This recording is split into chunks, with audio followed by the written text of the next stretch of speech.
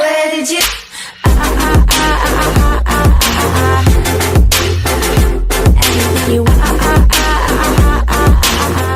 How is everybody doing today, man? My name is Jem and welcome to my YouTube channel. Today we're going to be looking at some news that we got for Anthem PvP. But before we get started, if you guys noticed that I used to be called DP or dark-psychosis, but I kind of changed my name because it was a bit too long and also couldn't really pronounce it that well, and I just wanted to put my actual name on my channel to be a little more short. So we know that Anthem is a PvE only game that's coming out on February 22nd, and if you were on the PC or Xbox, you get to play on the 15th, which sucks, but they did it anyway, guys. So Anthem is coming out, and you know that there is no PvE. I mean, there's no PvP for the game. When the game launched, they will have only PvE focus, which is, for me, that's actually a good thing. For me, I don't like PvP because PvP creates a lot of problems that sometimes devs don't know how to fix. Mike Durr was actually interviewed by Gamerant, the website. They posted a whole conversation there, and they were talking about that there's a possibility that Anthem will have a PvP introduced later on because they also have a vision for that. Now, here is what was said, and I quote: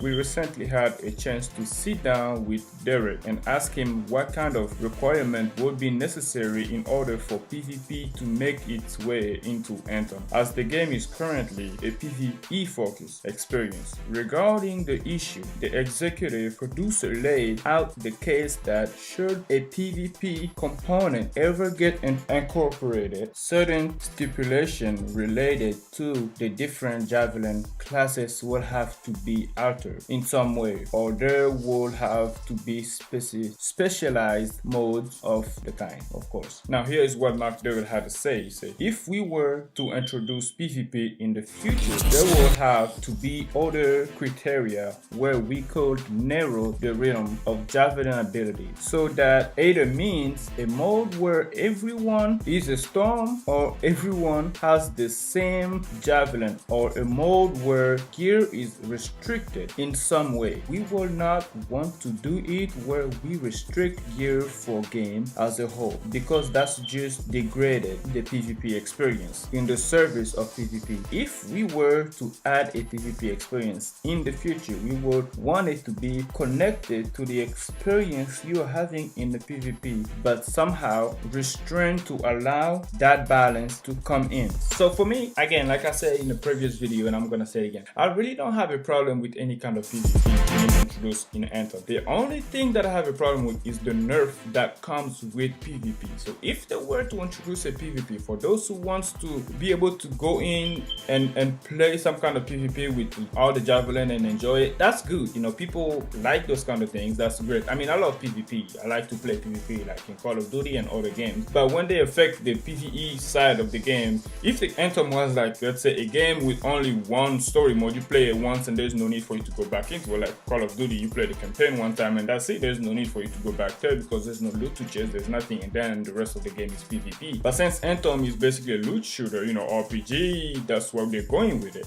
You basically have to play the PvE all the time to, you know, chase new loot, customize your javelin, do this and do that. If they merge the two together, now you can play PvP, but the negative side of it is that they nerf the weapon because they won't let any weapon just be overpowered in PvP or let any javelin be overpowered in PvP. Like, for instance, the Colossus has a lot of health, and in PvP, this dude is going to be a freaking tank depending on the build that people take in and play with, so they can't leave it that way. They will have to kind of like reduce or nerf the health and compartment on the Titan, on the Colossus, or change the shield, the hovering shield for the Storm, because the Storm is just going to be have an advantage over the Javelin who doesn't have as much of a shield that like he does, you know. And the Interceptor is a melee guy, so for him, he's more of like a close-up type Javelin, and he's pretty fast. So especially his super. So just imagine an Interceptor going around fucking shit up with his super all the time. That's literally how it's going to be. Nobody's gonna stop it. So they will have to nerf all those things. But now, if they can do it to where it doesn't affect PvE, then I'm fine. You know, you can, whatever you do on PvE doesn't affect PvP, and whatever you do on PvP doesn't affect PvE, well then you go ahead and introduce the mode. Like he said, if they wanted to do like a mode where it's only Storm versus Storm, or a mode where it's only Ranger versus Ranger, that that will be good and boring at the same time, because there were people who will eventually get tired of it and will want other